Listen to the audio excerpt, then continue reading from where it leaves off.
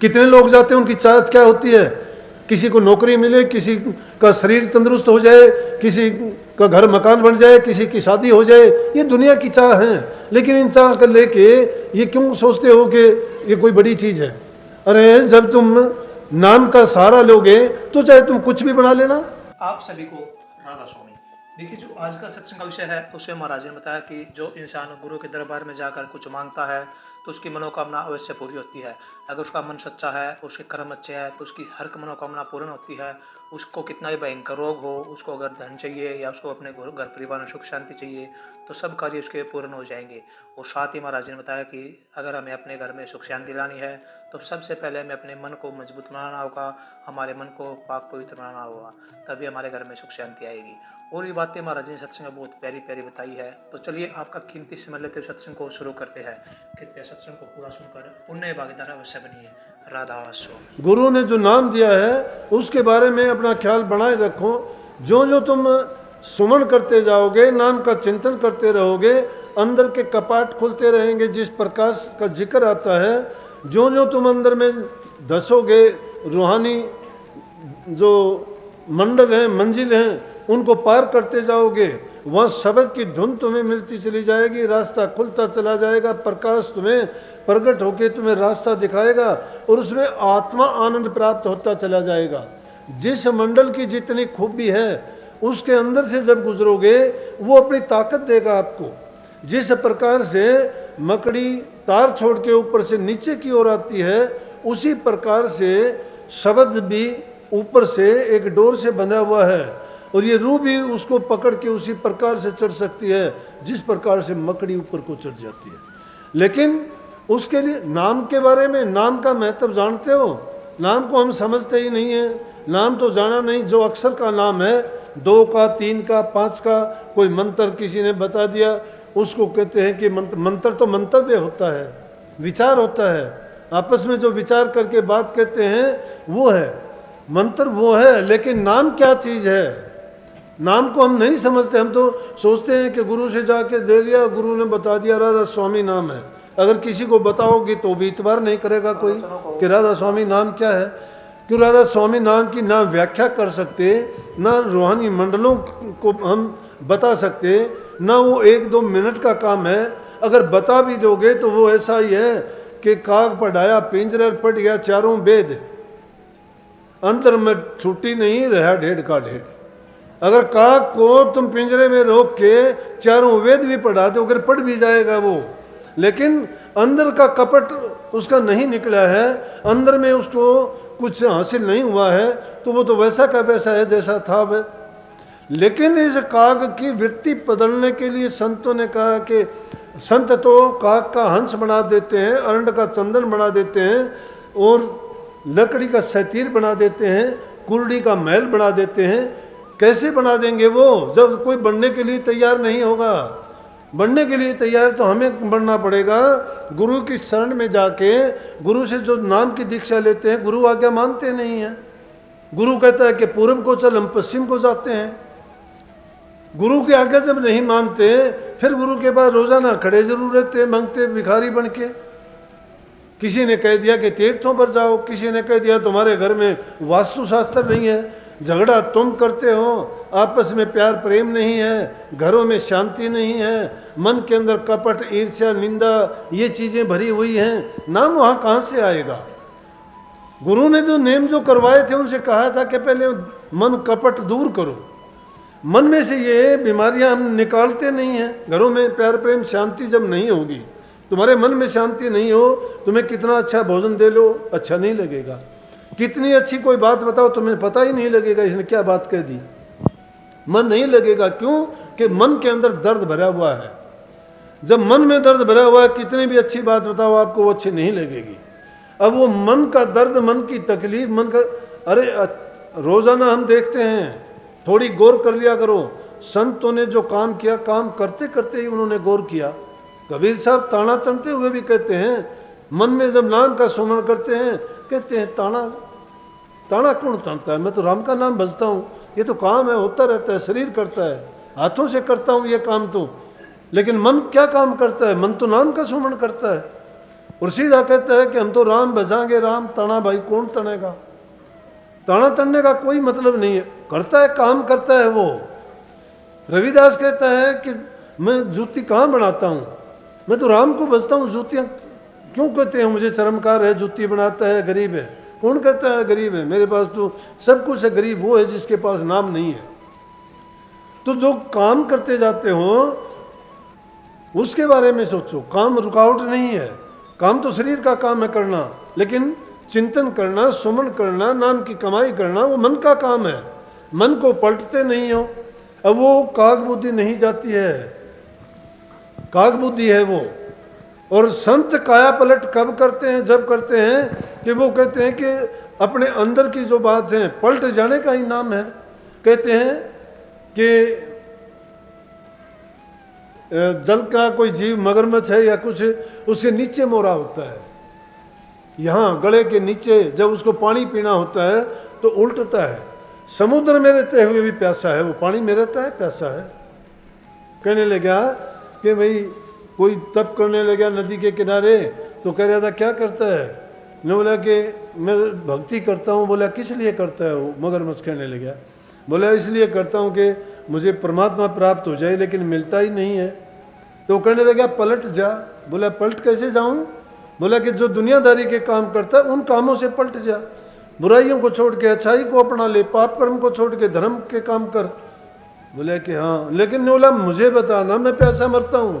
कहने लगा तू भी पलट जा, तेरे भी जो छेद नीचे की हो रहा है, तुम पानी में पलट जाएगा, पानी भर जाएगा, तेरी प्यास मिट जाएगी। वो हालत हमारी भी है, हम पलटते नहीं हैं। कबीर साहब कहते हैं कि जल में मीन प्यासी, मुझे सुन सुनावे हंसी। क्यों, नाम हमारे पास है, नाम हमारे पास है, और फिर भी हम उसके प्यासे हैं, तकलीफ है, दर्द है, फिर भी हमारी बुद्धि भ्रम में पड़ी हुई है। कोई तीर्थों पे जाके पाप मिटाना चाहता है, कोई यज्ञ हवन से पाप मिटाना चाहता है, कोई पूजा पाठ से करना चाहता है, कोई दान पुण्य से करना चाहता है। अरे दुनियादारी के काम है, रस्म है, जैसा दोगे वैसा आपको मिल जाएगा। ये लौकिक भक्ति है, लौकिक भक्ति करने से मान सम्मान मिल जाएगा, लोग कहेंगे हाँ अच्छा है। जब परिवर्तन हमारे में नहीं आता है, जाते गुरु के पास हैं और घर आके उल्टे सीधे काम करते हैं, जाते सत्संग में हो, घर जाके तुम बहू और बच्चों के साथ लड़ाई झगड़ा करते हो, आपस में तानेबाजी खत्म नहीं होते। जिस घर में प्यार प्रेम नहीं है वो कहाँ से भक्ति आ जाएगी वहाँ। पहला घर तो हमारा मन है, मन के अंदर प्यार और शांति होनी चाहिए। प्यार और शांति होगी, वो सेवा भी करेगा, भक्ति भी करेगा, और वो सारे परोपकार भलाई के काम है, जनहित के कल्याण के काम करेगा। वो जिसके अंदर सेवा की भावना है, कल्याण की भावना है, परोपकार की भावना है, वही आदमी भक्ति कर सकता है, वही नाम का सुमन कर सकता है, और उसी का जीवन सफल होता है। जो इसको मानता नहीं है, नाम की ताकत देखी तुमने, नाम को भोले भोले के अब नारे लगाते हो, शिव भोले है तो भोला नाथ शिव जी। शिव जी भक्ति करने से बहुत जल्दी खुश हो जाता है, लेकिन नाम की शक्ति थी उनके पास, वो नाम को जानते थे। पार्वती जी को उन्होंने अमर मंत्र जो दिया था शिव जी ने ही दिया था, लेकिन जब समुद्र मंथन किया गया और उसमें से कालकूट नाम का जहर विष निकला, जब विष निकला तो सब देख के घबरा गए कि इसका क्या करें। उस विष को अगर कहीं डाल देते तो उसको कोई भी चीज़ अगर खाती या ज़मीन में पड़ता तो ज़मीन को बर्बाद कर देती, क्योंकि कोई चीज़ उगती वो जहर उगती, कोई भी उसको खाता वो मर जाता। इसलिए देवताओं को बड़ी चिंता हुई कि क्या करें इसका, कि ये तो बहुत बुरी चीज़ होगी। शिवजी ने जिनके पास नाम की कमाई थी, नाम की दौलत थी, उन्होंने कह दिया कि ला मुझे दो, और उन्होंने लेके उसको पी लिया और अपने कंठ में रोक लिया। कंठ में रोक लिया, नाम की ताकत से उसको पता ही नहीं लगा क्या था, उसको छूने मात्र से जीव की मृत्यु हो जाती, लेकिन शिव जी ने अपने कंठ में रोक लिया। नीलकंठ का नाम पड़ गया उसी टाइम से, नीला पड़ गया कंठ उनका, लेकिन उनको ओट लिया। मीराबाई को जहर दिया गया, उसने नाम को जाना था, उसने नाम की कमाई की थी। कितनी बार पिटारी में रोक के सांप दिया गया, सोने का हार बन गया। किस चीज़ ने बढ़ा दिया? नाम ने। नाम ने कैसे बढ़ा दिया कि उसके मन के अंदर नाम में वो ताकत है जो कुछ का कुछ बदल देती है। वो तो पापियों को भी पार लगा देती है, दुष्टों को भी। ऐसे ऐसे डाकुओं को, ठगों को, लुटेरों को भी नाम की जिन्होंने ओट ली और बाद में जो है वो इस संसार सागर से पार हुए, बल्कि बहुत बड़े संत कहलाए वो। किस चीज़ के कारण? कि नाम के अंदर वो ताकत है। मीराबाई को जहर दिया गया, उसके भाई ने जहर दिया, डाल के दिया। उसकी माँ रोती है, उसको पता है जहर है। अपनी माँ, बेटी को कोई जहर नहीं देता, माँ देखती है। और जहर देने के बाद उसकी माँ कहती है कि बेटी तेरा अंत टाइम आ गया, मैंने जुल्म कर दिया। लेकिन मीरा कहती है उसको क्या कह के दिया कि अमृत है ये, दीवानी है वो नाम की, रंगी हुई है नाम में। कृष्ण जी को गुरु मानती है, बाद में रविदास जी को गुरु माना, लेकिन नाम की कमाई के कारण जहर ने इतना असर नहीं किया। और जो जहर उसने वहाँ पिया, वही जहर मथुरा में कृष्ण जी की मूर्ति से वो जहर उगला गया, बाहर आया, लोगों ने देखा, उसको पाया। ऐसी ऐसी चीजें बहुत हैं नाम की। नाम को अब कौन जानता है? नाम को अगर हम समझ जाएं, संतों ने वो नाम दिया है आपको, वो नाम ऐसे नहीं मिलता।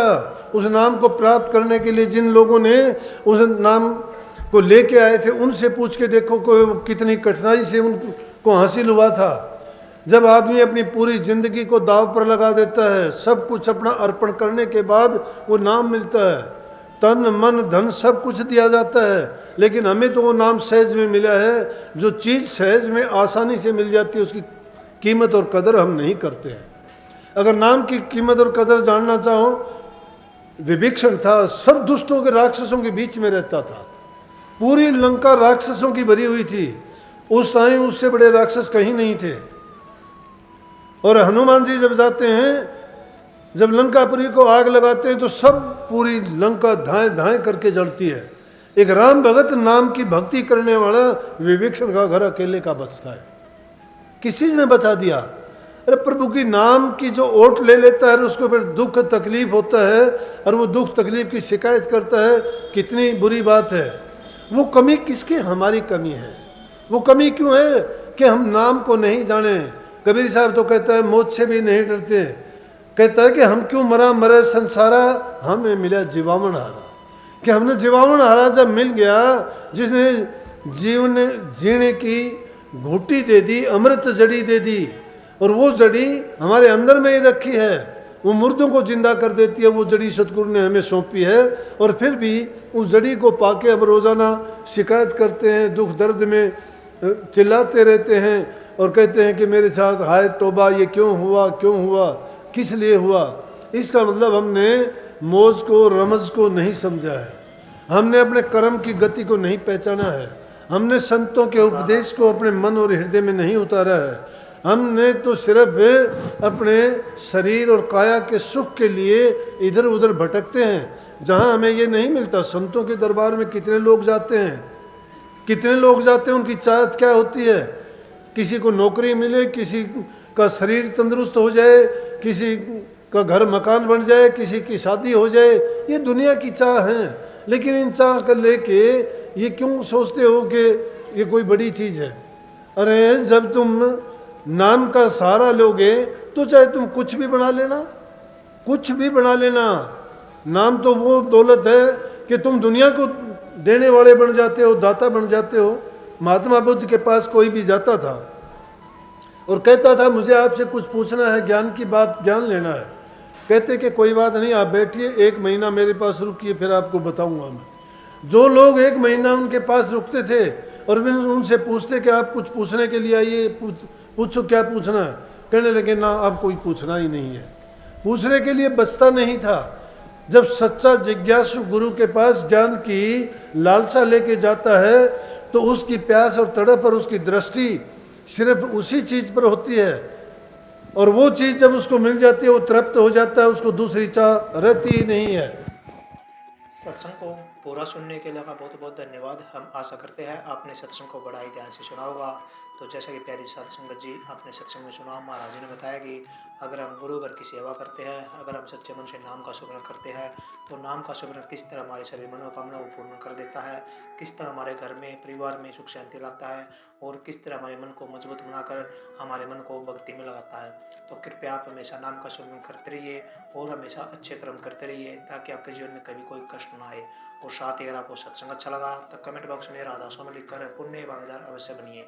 मिलते हैं जल्दी एक नए और बहुत ही प्यारे सत्संग के साथ। तब तक के लिए राधा स्वामी।